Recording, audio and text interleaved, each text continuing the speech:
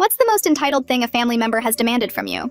After 7 months of failed attempts, my husband Kyle and I announced that we were finally pregnant. Everyone erupted with cheers, except for my sister Jacqueline, who smashed her wine glass against the marble counter. "How dare you!" she shrieked. "You know how long I've been trying for a baby. I deserve to be the first." Mom tried to tell her 19-year-olds aren't ready for a baby, but Jacqueline refused to back down. She grabbed her purse, then dramatically stormed out yelling that I better abort my baby within 1 week, or else she's getting the police involved. The next morning, she showed up at our door with printed pages from abortion clinics, shoving them into Kyle's chest while he was still in his boxers. "I made appointments for her at 3 different places," she announced to our entire cul-de-sac. "She just needs to pick one." When Kyle tore up the papers, she called the whole family demanding an emergency intervention. That Sunday, 23 relatives crammed into Mom's living room, while Jacqueline stood at the fireplace like she was delivering a TED Talk on why I was destroying her life by having a baby first. She actually had a PowerPoint. Our Uncle Jeffrey, who's a lawyer, finally told her there's no legal precedent for forcing someone to abort because you want to be pregnant first. She pointed at me with tears streaming down her face and said if I didn't terminate by Monday, she'd never speak to any of us again. But we called her bluff, and all 23 of us told her, "See you, Felicia." She actually left sobbing, and we didn't hear from her for a long time. And then, 7 months into my pregnancy, we were having our baby shower when the door flew open. It was Jacqueline. She walked in with her hand on a massive belly, wearing a shirt that said, "First grandchild loading." Everyone went silent. Mom dropped her cake knife. "Surprise! I'm almost due," she announced, spinning around so everyone could see. "I got pregnant right after that horrible meeting where you all betrayed me. I'm 10 weeks away from giving birth." Nobody was impressed, and when I decided to screw with her and mentioned my due date that was 8 weeks away, her face turned deep red with anger. She grabbed my arm and whispered the dates didn't matter because she'd make sure hers came first, then left before anyone could respond. My mom called me that Tuesday bawling her eyes out. She'd found out from Jacqueline's roommate that Jacqueline had been taking black market labor induction substances she'd bought from some website in Romania, risking her baby's life to deliver before me. Now, Jacqueline was in the ICU, but not because of the substances. Turns out, Jacqueline had found some girl on Craigslist whose mother used to be a midwife in the Philippines, and paid this girl to perform a C-section in her living room. The girl kept refusing, saying Jacqueline was only 31 weeks. But my sister threatened to do it herself with kitchen knives if she didn't help. They used box cutters sterilized with vodka. Jacqueline lost so much blood that her neighbor saw it seeping under the apartment door. The baby somehow came out alive, but he was purple and barely breathing. They both nearly died in the ambulance. The baby went straight to the NICU on a ventilator, and Jacqueline needed a full hysterectomy. She'd never have another child. When she came to, the first thing she did was call me from her hospital bed. "You did this," she gasped through the oxygen mask. "My baby is dying because you couldn't wait until me to have a child." The craziest part about all this is now that she was fighting for life, suddenly the family was split down the middle. One half thought she'd lost her mind, but the other actually thought I should have delayed announcing my pregnancy to spare her feelings. One aunt even said I should have just aborted. But everyone agreed on one thing. We all needed to be there for the sick baby. My own pregnancy became pushed to the side. I didn't mind much, though. My baby was mine and my husband's, not my mom's. It just sucked how anytime I mentioned anything exciting, the conversation got redirected. 3 days before my due date, I was admitted for monitoring. Jacqueline's baby was still critical. The doctor said the next 48 hours would determine if he'd survive. The scariest part was that I could see her through my doorway, standing in the hall between the NICU and maternity ward. And she wasn't looking at the rooms or the nurses passing by. She was staring directly at my belly with an expression I'd never seen before. Tomorrow morning, they're inducing me. Jacqueline knows the exact time. She's been asking the nurses questions about the delivery room locations and whether they ever leave babies unattended. The NICU is 1 floor below maternity. If her baby doesn't make it through the night, I don't know what she'll do when mine is born healthy in the morning. The clock showed 3 a.m. when I woke up to Kyle's voice in the dark, already talking to someone on his phone about Jacqueline asking the nurses where babies get taken after delivery. He was pacing by the window, explaining how she'd been watching the hallways and timing how long nurses stayed in each room. The charge nurse on the other end promised to add a special security code to my chart right away and alert the whole night shift. Kyle wasn't satisfied, though, his voice getting louder as he demanded specific names of who would protect us and exactly what they'd do if Jacqueline tried to get near our baby. His hands were shaking as he wrote down names on the hospital notepad, asking about door locks and panic buttons, and whether security could physically stop someone from entering our room. The nurse kept trying to calm him down, but Kyle wanted a meeting with hospital security before my induction started at 8 a.m. Within an hour, Francis Bergman showed up at our door wearing a security supervisor badge and carrying a thick folder of protocols. He walked us through every single safety measure they had, showing us pictures of the electronic badges that tracked everyone's location, and explaining how the infant security tags would trigger an automatic lockdown if anyone tried to remove them or take a baby past certain doors. Francis took out his phone and had me send him the clearest photo I had of Jacqueline, so he could distribute it to every security guard on every shift with instructions to watch for her. He showed us the dedicated officer assigned to the maternity ward and gave us his direct number, promising someone would check on us every hour once labor started. At 5 a.m., someone knocked, and Olympia Hicks from Social Services came in with a clipboard full of forms, explaining she needed to document all the threats Jacqueline had made for potential CPS involvement. She sat in the uncomfortable visitor chair asking detailed questions about every interaction, every threat, every time Jacqueline had mentioned our baby, while I felt my face burning with embarrassment at having to tell a complete stranger about my family's mess. Olympia explained the process for getting an emergency restraining order and said she could start the paperwork right now if we wanted, that a judge could issue it before the baby was even born. My phone started buzzing nonstop as Mom apparently told everyone in the family group chat about the security measures we'd requested. Half my cousins thought I was being dramatic and overreacting to a new mother's stress, while the other half started sharing stories I'd never heard before about times Jacqueline had scared them or done something unstable when she didn't get her way. My aunt sent 3 paragraphs about how Jacqueline had keyed her car after not being invited to a party in high school, and my cousin mentioned finding Jacqueline going through her purse at Christmas looking for birth control pills to throw away. Uncle Jeffrey sent a private text saying he knew a detective named Cyrus Powell who specialized in these cases and could fast-track a police report if we needed one. I hesitated for a second, worried about making everything worse and turning this into an even bigger family war. But Kyle grabbed my phone out of my hand and typed back, YESPLEASE in all caps before I could stop him. A nurse rushed into our room looking worried and told us Jacqueline's baby had taken a bad turn overnight with his oxygen levels dropping so low they had to increase the ventilator support and add more medications. She said the NICU team was doing everything they could, but the next few hours were critical, and despite everything Jacqueline had done, I felt my chest tighten thinking about that tiny baby struggling to breathe because his mother couldn't wait 2 more months. The morning shift nurse came in at 7 a.m. and went over the whole delivery room setup with us, pointing out on a map where each nurse would be stationed and emphasizing that babies were never, ever left alone, even for a second.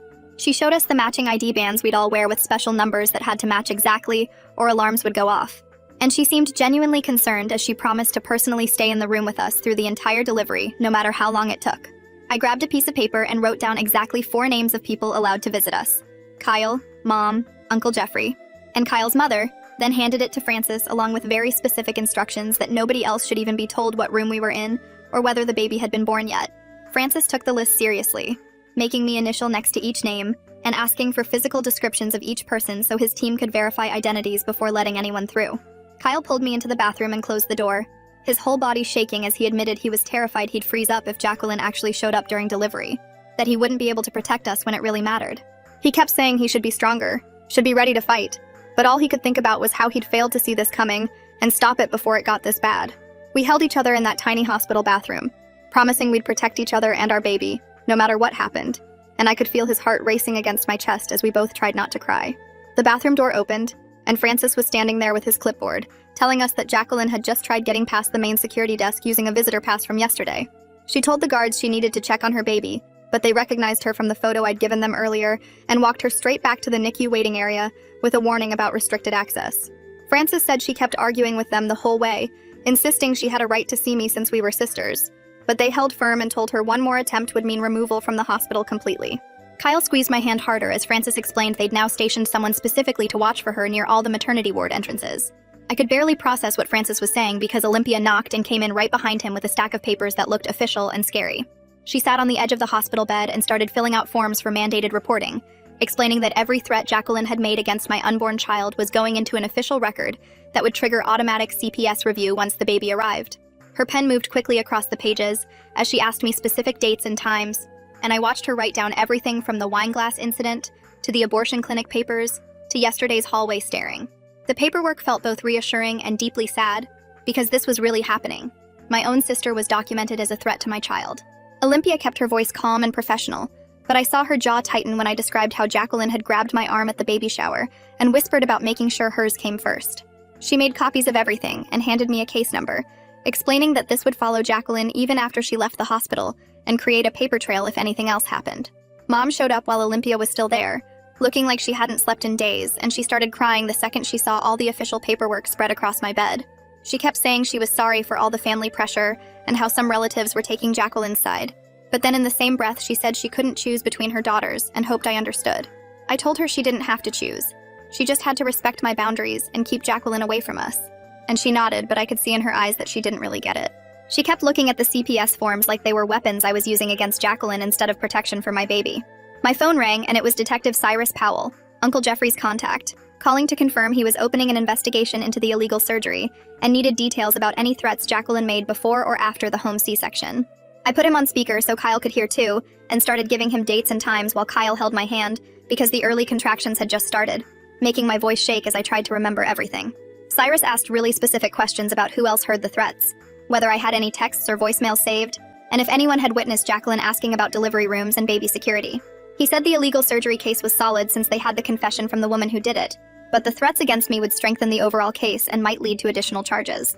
A knock interrupted our call, and a woman in a suit came in carrying more papers, introducing herself as the hospital's legal representative, who needed me to sign forms creating an extra privacy lock on my medical chart.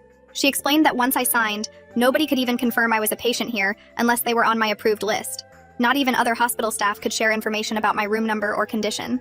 It felt like such a small thing, but somehow it made me feel more in control, knowing Jacqueline couldn't sweet-talk some random nurse into giving her information. Kyle grabbed a yellow legal pad from his backpack and started writing down everything that had happened in the past week, saying he was sick of explaining the whole story to every new nurse or doctor who came in. He wrote dates and times and specific quotes, making a timeline that started with the pregnancy announcement and went all the way through to right now, with Francis standing guard and Olympia's paperwork spread everywhere.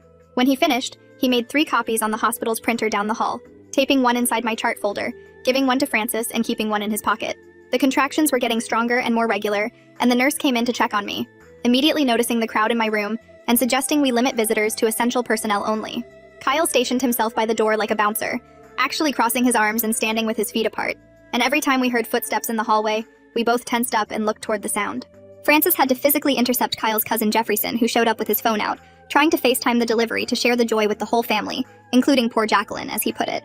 Kyle's face turned red and he told Jefferson to leave immediately, or security would remove him, and I felt so grateful I'd married someone who understood that our safety came before family politics.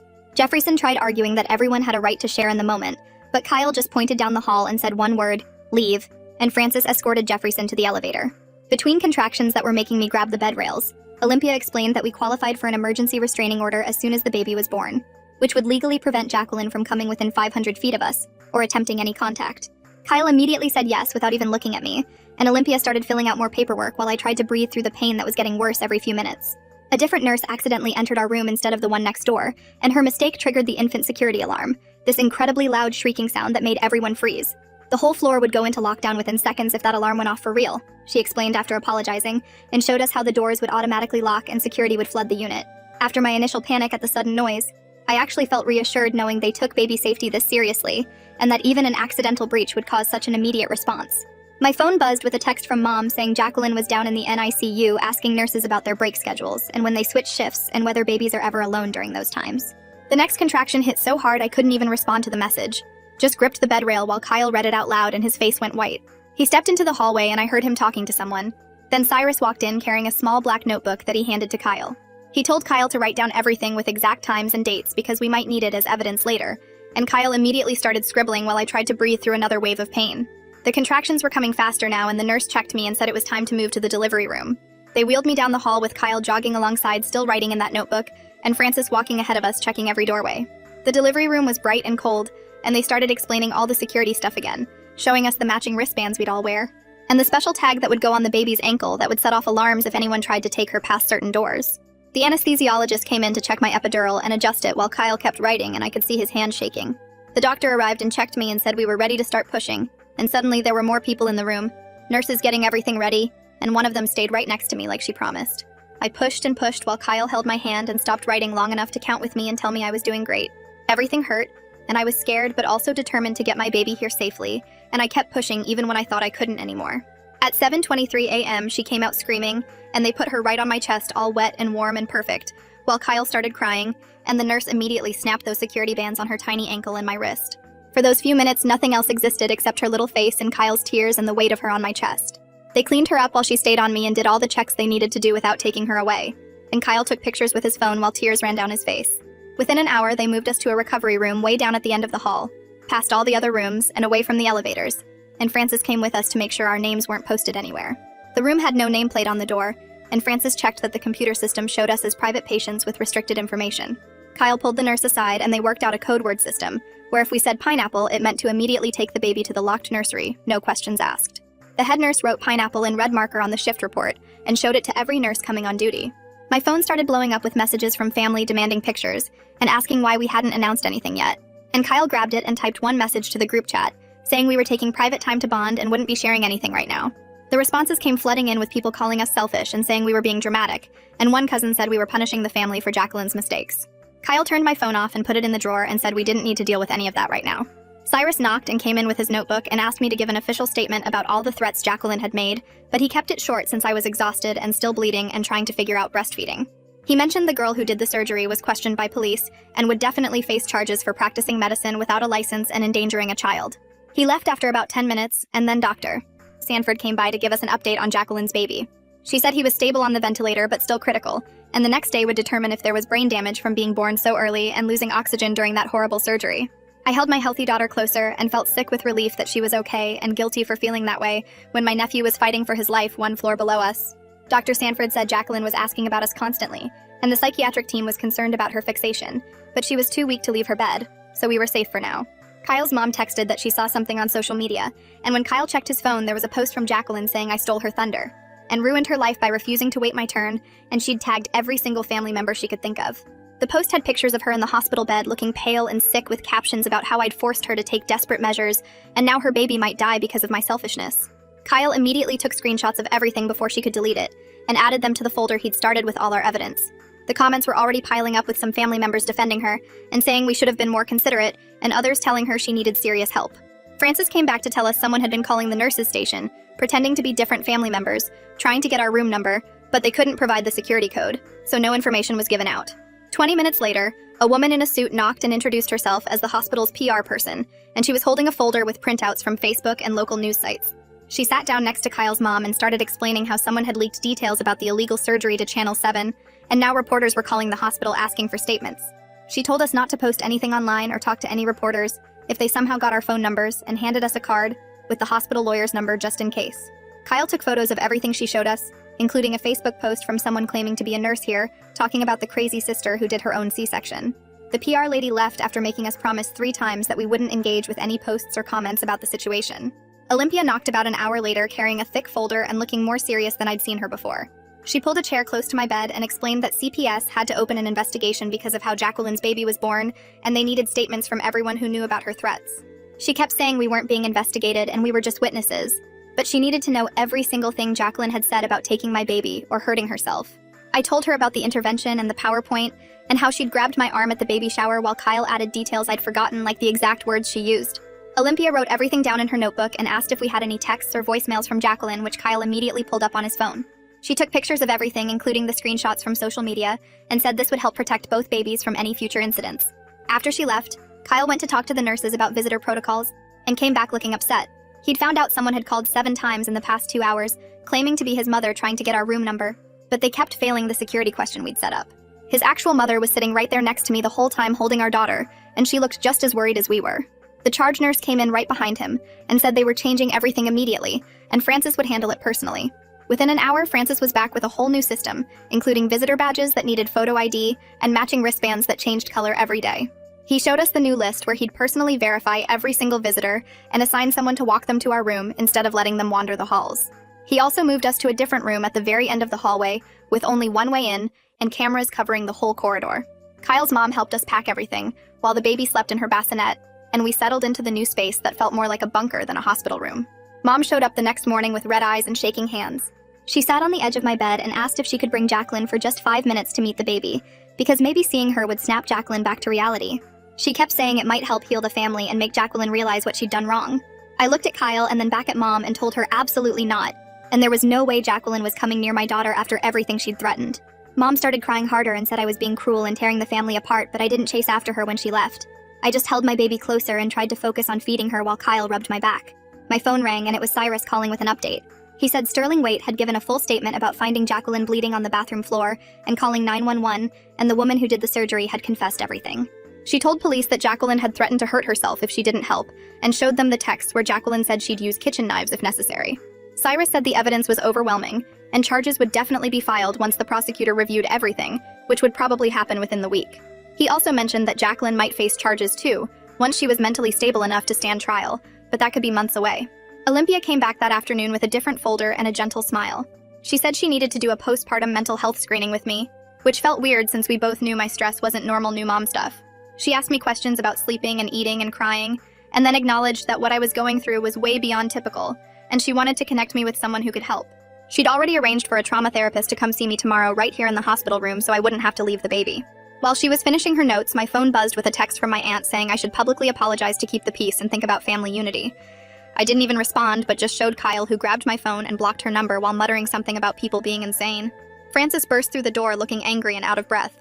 Someone had tried to get onto our floor using a visitor sticker they'd stolen from the cardiac unit, but security caught them at the elevator when they couldn't answer basic questions about who they were visiting. The person ran before anyone could grab them, but we all knew exactly who it probably was, even though Francis couldn't say for legal reasons. Kyle stood up and said enough was enough and asked Cyrus to come back immediately. When Cyrus arrived, Kyle had already printed out everything, including the security footage Francis had shared, and all the screenshots and texts and threats. They sat at the little table in my room, filling out paperwork for an emergency restraining order, while I nursed the baby and tried not to cry. Cyrus said the judge would hear our case tomorrow morning through video conference, so I wouldn't have to leave the hospital, and based on the evidence, we'd definitely get at least a temporary order. Kyle held my hand, while Cyrus explained that the order would prevent Jacqueline from coming within 500 feet of us, or trying to contact us in any way, including through other family members. The door opened, and Dr. Sanford walked in, carrying a clipboard, and looking less worried than before. She pulled up a chair next to my bed, and started explaining that Jacqueline's baby was doing better than yesterday, actually breathing over the ventilator for a few minutes at a time now. The numbers on his charts were going up slowly, and while it wasn't some miracle recovery, it was definitely progress. I held my daughter closer and felt this weird mix of relief and guilt, because I'd been praying for that baby, even though his mom wanted to hurt mine. Kyle squeezed my shoulder while Dr. Sanford showed us the charts and pointed to the improving oxygen levels. About an hour later, a different woman knocked and came in wearing a badge that said, Child Protective Services. She sat down with this thick folder and started asking if we'd thought about taking Jacqueline's baby if he survived, but couldn't go home with her because of the criminal investigation. My whole body went cold and I looked at Kyle, who was already shaking his head.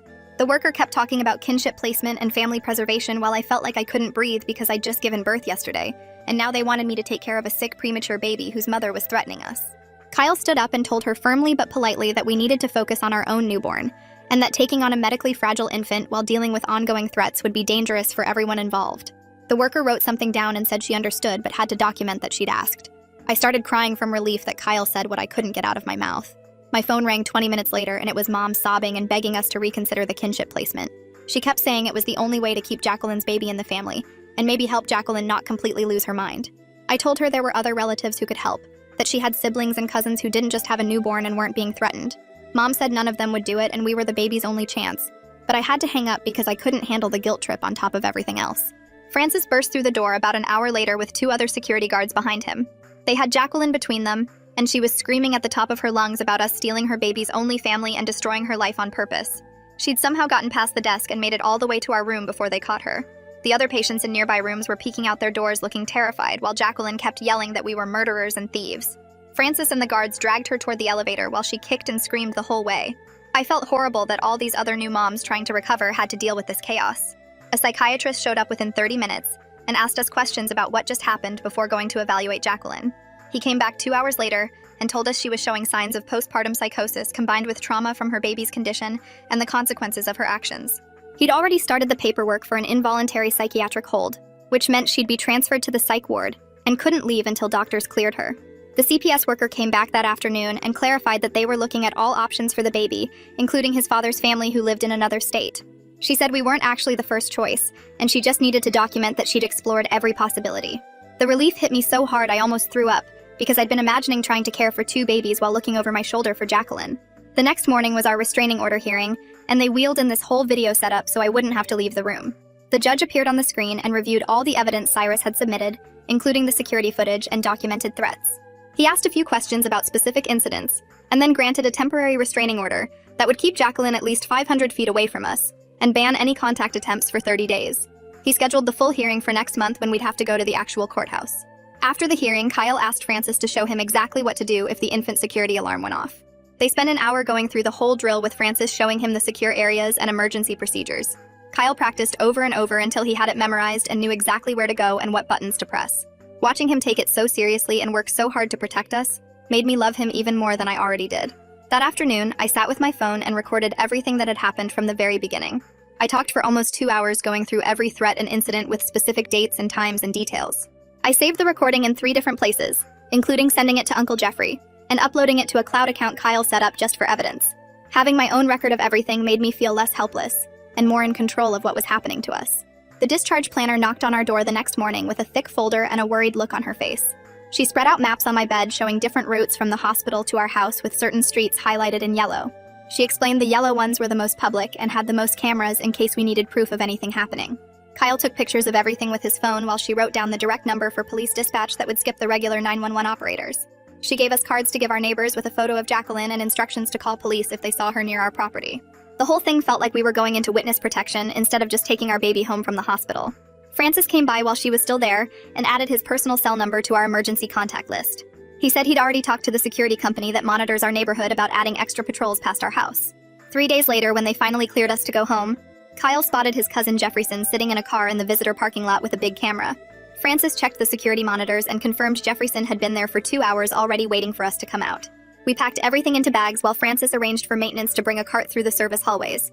The baby stayed wrapped against my chest under my jacket as we followed Francis down empty corridors I didn't even know existed. We went through the hospital kitchen where the staff barely looked up from their prep work. Kyle carried our bags behind us, checking over his shoulder every few steps. The loading dock smelled like old garbage and diesel fumes, but our car was already there with the engine running. Francis had moved it himself using Kyle's keys, so nobody would see us in the regular parking garage. We strapped the baby in while Francis stood guard, and then drove out the back exit that delivery trucks use. Kyle took 3 different turns checking the mirrors before finally heading toward our actual neighborhood. Jefferson never even knew we'd left and probably sat there for another hour waiting for nothing. At home, everything looked exactly the same, but felt completely different knowing what we were dealing with. I jumped when our neighbor's dog barked and kept checking the locks even though I'd just checked them 5 minutes before. The baby would cry, and I'd wonder if someone outside had made a noise that scared her. Kyle stayed up after I finally fell asleep, sitting by the window with his phone ready to call 911. We switched places at 3 in the morning when the baby needed feeding, and I took over the watch. Neither of us got more than 2 hours of sleep at a time those first few nights. Every car that drove past made us both freeze and listen until it passed. The doorbell rang on our 3rd day home, and we both panicked until we saw Cyrus through the peephole. He came in carrying a box with a security camera system that some victim fund had paid for. He spent 2 hours installing it on our porch and showing us how to check the feed from our phones. He positioned it to cover the entire front yard and sidewalk so we'd have video of anyone approaching. While he worked, he took more photos of the threatening messages on my phone for the criminal case file. He told us the prosecutor was taking this seriously and building a solid case for when Jacqueline was stable enough to face charges. The next morning, I found a cardboard box on our porch that hadn't been there the night before. The security camera showed Mom had left it at 5 in the morning when it was still dark. Inside were baby clothes from when Jacqueline and I were little, all washed and folded perfectly. Her note said she loved us, but needed time to figure out how to process everything that had happened. She promised to respect our boundaries, but hoped we knew she was thinking of us. I cried holding those tiny outfits, remembering when things were simple and Jacqueline was just my annoying little sister. That afternoon, my phone rang with the hospital number, and my stomach dropped thinking something happened with Jacqueline. But it was Dr. Sanford calling with an update on the baby's condition.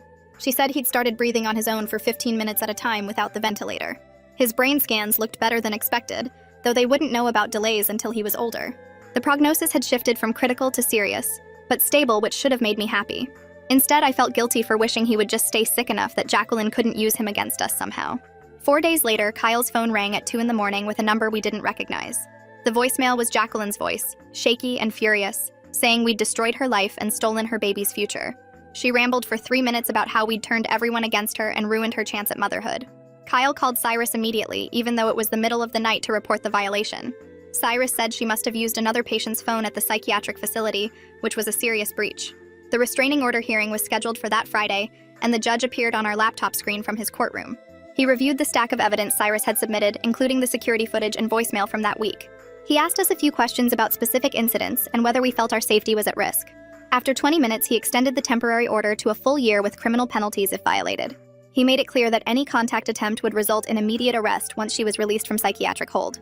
The relief hit me so hard I started shaking, and Kyle had to finish answering the judge's final questions.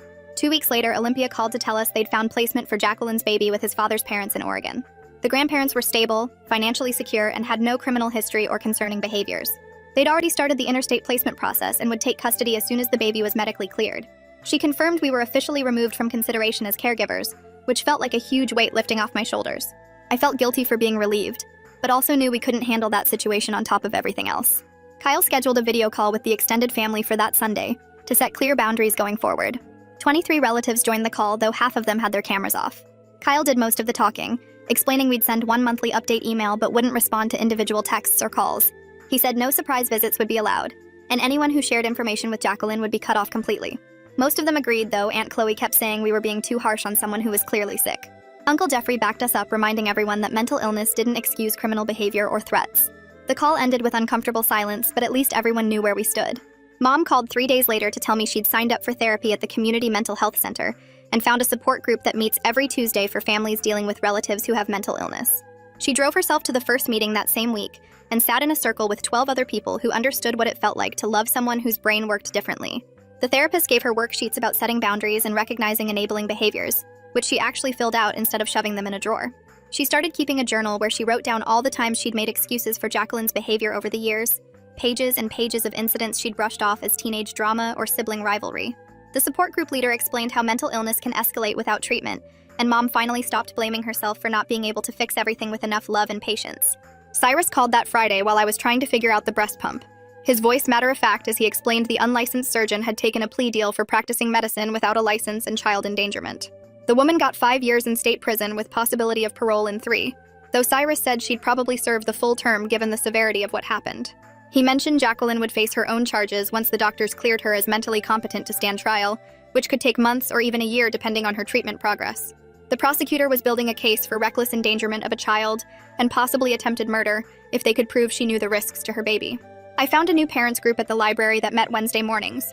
Just 8 moms with babies under 6 months old, sitting on yoga mats talking about normal stuff like diaper rash and whether organic formula was worth the extra money. Nobody knew about my sister or the restraining order or the baby fighting for life in the NICU. They just saw me as another tired mom trying to figure out this whole parenting thing. We compared notes on swaddle techniques and shared recommendations for pediatricians, and I felt like a regular person for the first time in months.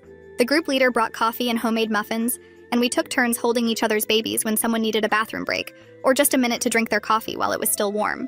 The psychiatric facility called Kyle to inform us they were transferring Jacqueline to a specialized long-term treatment center 2 hours away that focused on postpartum psychosis and trauma-related disorders. The intake coordinator explained she'd be there for at least 6 months, possibly longer, with no set discharge date until the treatment team felt she was stable enough for outpatient care. They had strict visiting policies and all communication had to go through the clinical team first, which meant the restraining order would stay in full effect even while she was hospitalized. The facility specialized in cases like hers where criminal charges were pending alongside mental health treatment, with security protocols to prevent patients from leaving without authorization. Dr. Sanford caught us in the hospital parking lot during our 2-week checkup, having just come from checking on Jacqueline's baby in the step-down nursery. She explained his brain scans showed some areas of concern that would likely result in developmental delays, though they wouldn't know the full extent until he was older and hitting milestones. The grandparents from Oregon had arrived and were learning how to manage his feeding tube and monitor his oxygen levels for when they could finally take him home in another month or 2. She handed us a photo they'd asked her to share. Just a tiny baby in a onesie that said, "Little Fighter" with tubes. And wires attached, but eyes wide open. And he looked exactly like Jacqueline did in her baby pictures Mom kept on the mantle. Kyle sat down that night with his laptop and created a family communication system, using a group email that would go out once a week with basic updates about the baby and nothing else. No individual texts or phone calls unless there was an actual emergency. No discussing Jacqueline's situation unless it directly affected our safety. No sharing photos on social media where she might see them someday. He set up an auto-response for any family members who tried to contact us outside the weekly email, politely directing them back to the boundaries we'd established. The system felt cold but necessary, giving us space to be new parents without constant family drama, while still maintaining some connection for the relatives who'd respected our boundaries. I pumped extra milk every morning and Kyle would drive it to the hospital in a cooler marked for the NICU donation program, along with the preemie clothes we'd bought just in case our daughter came early.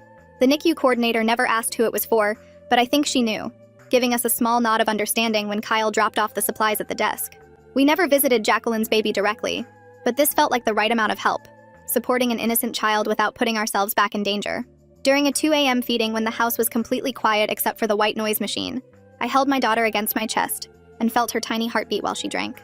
The family drama wasn't fixed, and probably never would be completely, but we'd built walls around our little family that felt strong enough to protect her from the chaos. My phone sat silent on the nightstand, no angry texts or guilt-trip voicemails, just peaceful darkness and the soft sounds of my baby breathing. That's a wrap for now. Thanks for just hanging out and exploring all these little details with me. Until next time, subscribe for more content like this.